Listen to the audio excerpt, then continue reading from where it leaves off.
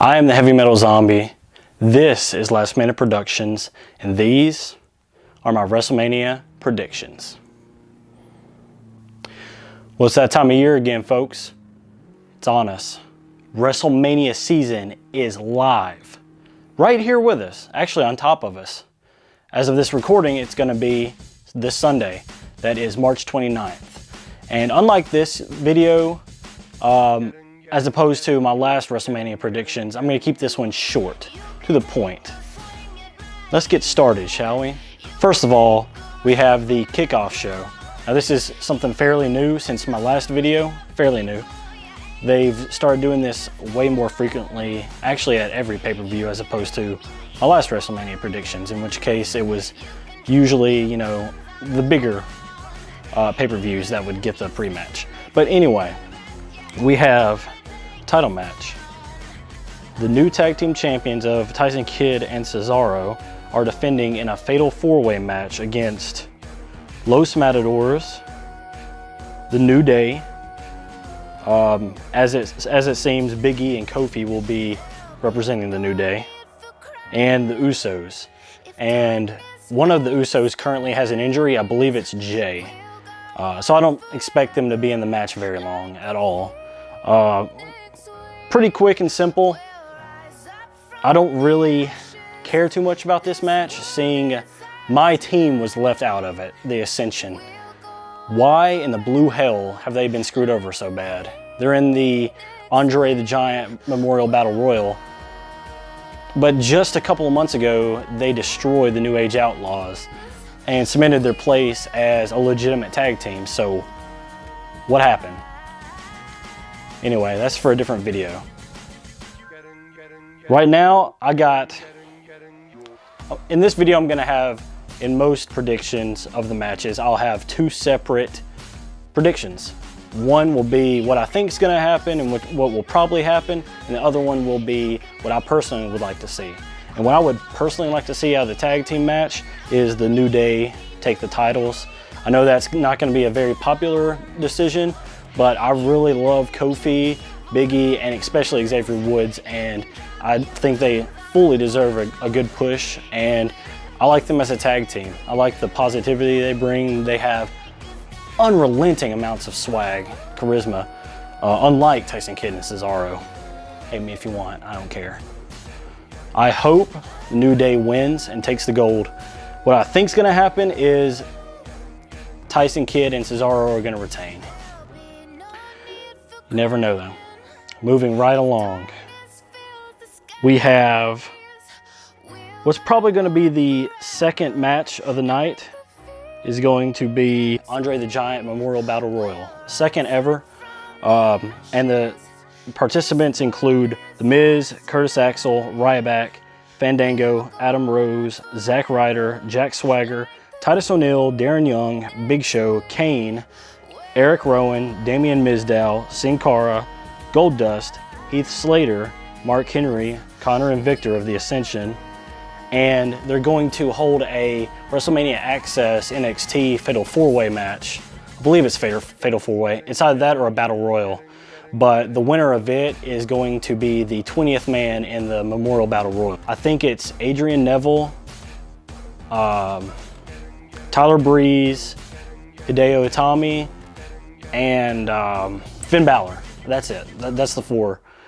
And I see the winner of that match and the one going into the Battle Royal being Adrian Neville, because he's been groomed this whole time for the main roster. He dropped the title to Sami Zayn a couple of months ago, and now's the best time possible for him to get called up. I think this is going to be when he wins it and he enters the Battle Royal. He's going to have a good showing. He's not going to win, but it's going to be WWE testing the waters with him in the main roster.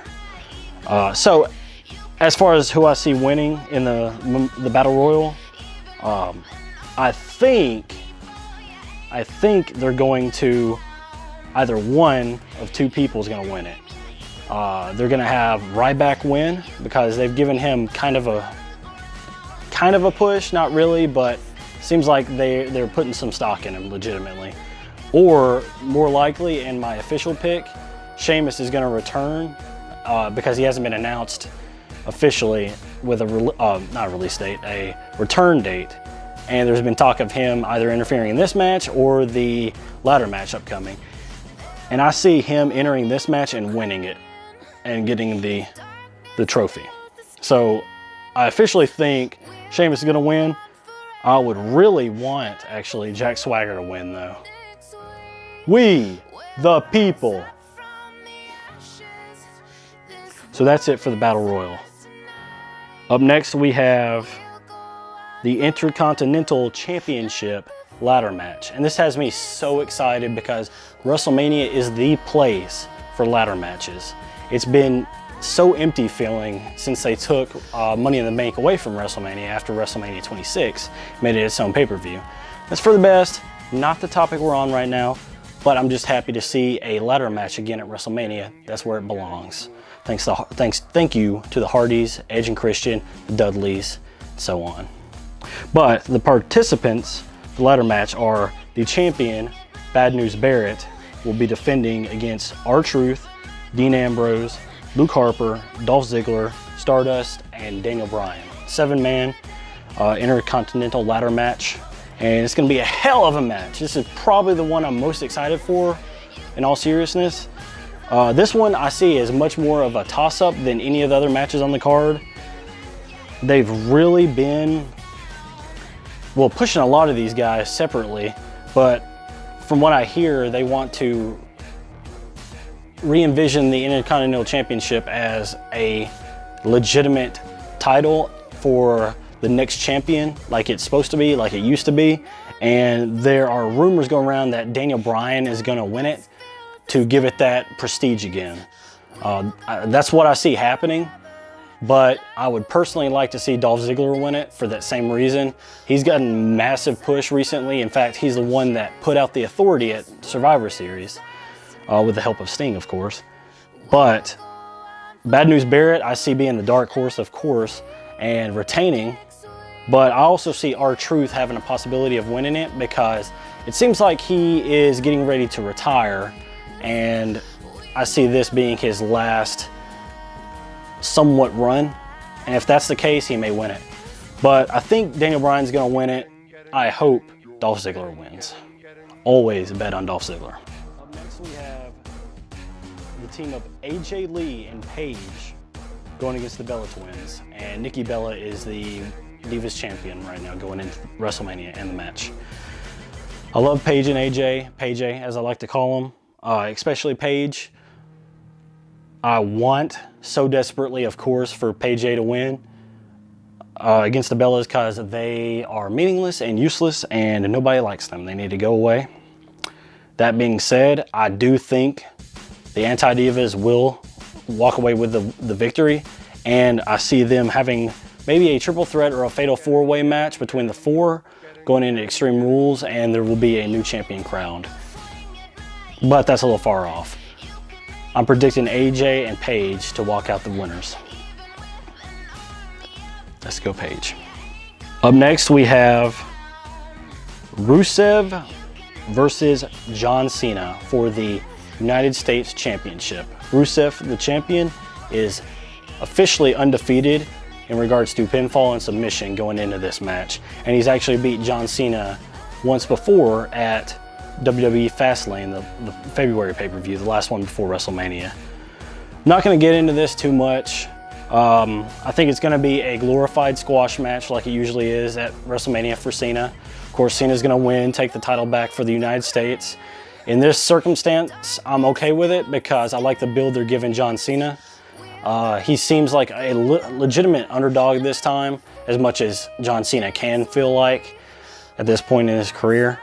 But I hope he wins the title and brings it back because, again, they're trying to give prestige back to the secondary titles, United States Championship included, and John Cena holding it, and not just holding it and then releasing it maybe a month later, but having a legit run and a legit rivalry and building it up would only help in that. So I'm hoping John Cena wins. I think he's going to win too. I think that one is the most obvious choice for WrestleMania.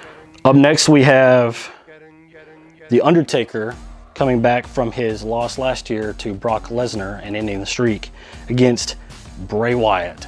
And I love everything about this match. I love Bray Wyatt's ultimate build up to it, how massively strong he looks going in, how the Undertaker hasn't been seen. I love that. That's not something we've seen in a long, long time. And he is coming back to take his throne, you would assume, or at least that's how the build to it is being well built. I'm not gonna go into this too much, but I am very much so looking forward to this match, more so than most of the others. I believe Bray Wyatt is going to get the win and take over for the Undertaker's spot. Of course, not literally. He's not literally going to become the Undertaker, but he's going to be that dark force in the WWE that, you know, is this persona, that is this character, that is this dark side wrestler. And I see Bray Wyatt looking really strong in the match. Undertaker, of course, also. But I don't see the Undertaker coming back after losing his streak to Brock Lesnar just to get another victory. It doesn't do anybody any good. Especially not Bray Wyatt. And I hope he gets the victory. I think he'll get the victory. And he needs to carry the torch for the Undertaker. This is how you do it, WWE. Do not mess this up. Bray Wyatt is one of the best characters, the only legitimate force able to have this level of Undertaker persona, and it needs to happen. It's time. Up next, we have another one of the main events, Sting versus Triple H. This hasn't, in my opinion, been built too well, but the names speak for themselves, especially Sting. I have been waiting years, not as long as most fans, because I'm not a WCW guy. I was always an ECW and WWE guy in that order. But regardless, I am so excited, stoked even, for Sting to make his WWE in-ring debut officially. And it's against the King of Kings, Triple H. And Sting's gonna get this victory, of course. I see this being a launching point for Sting's WWE career, whether it be short or not. This is going to give him that legitimacy, and I see him having a match against The Undertaker at next year's WrestleMania, and that being their send-off. This is just to make the WWE aware of his presence and his career, and to build to a match with The Undertaker. This match is going to be awesome. Sting can go better than most people nowadays anyway.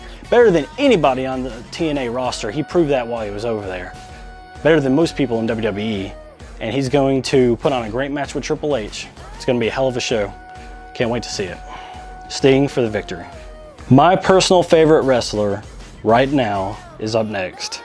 We have Seth Rollins versus Randy Orton in a grudge match that has been building since maybe September.